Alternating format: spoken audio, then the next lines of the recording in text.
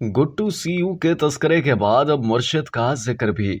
Parliament और अदलिया के दौरान चूंकि कुछ अरसे से मौजूदा चीफ जस्टिस के मजमूई तर्ज अमल और बाज़ फैसलों के हवाले से तरह की फजा मौजूद है और अरकान असम्बली जो अदलिया के एहतराम में मौजूदा चीफ जस्टिस के बारे में अपने तहफ़्फ़ुज़ात और खदशात का इजहार भी एहतराम और एहतियात के लफ्जों में करते थे, लेकिन अब हालात और बाज़ वाक़यात ने ये वज़दारी और रख रखाव भी खत्म कर दिया है और बिलखसूस पार्लियामेंट के इजलासों में कार्रवाई के दौरान इनके कंडक्ट को खुले लफ्जों में ज़ेर बहस लाया जा रहा है। ताहम अरकान ने अपनी जिम्मेदारी का एहसास करते हुए फर्द वाहिद की वजह से इदारे पर तनकीद के बजाय अब सुप्रीम कोर्ट का नाम साथ वाली इमारत लेना शुरू कर दिया है। वाज़ेह रहे कि सुप्रीम कोर्ट की इमारत पार्लियामेंट हाउस से महज चंद मिनटों की मुसाफत पर है। मुल्जिम की हैसियत से इमरान खान की सुप्रीम कोर्ट में पेशी के मौके पर उन्हें देखकर खुशी का इजहार करते हुए चीफ जस्टिस का ये कहना कि गुड टू सी यू मौजूए बहस बना हुआ है। सियासी इज्तिमाआत, टीवी टॉक शोज, अखबारात के कॉलमों और सियासी नशिस्तों के साथ साथ कौमी असम्बली के इजलासों के दौरान भी अरकान इस जुमले का हवाला पूरे वाकयात के तनाजुर में देते हैं और यही वजह है कि मंगल को अदालत उज़्मा में एक सिविल मुकदमे की समाअत के दौरान चीफ जस्टिस उमर अता बंदियाल ने एक वकील से मुकालमा करते हुए कहा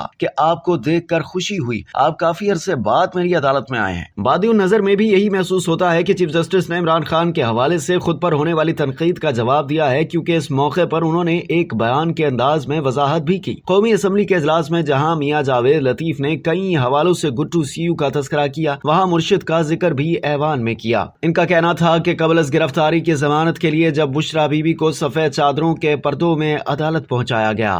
अब तक के लिए इतना ही। मजीद जानने के लिए सब्सक्राइब कीजिए डेली जंग यूट्यूब चैनल और लाइक कीजिए डेली जंग फेसबुक पेज।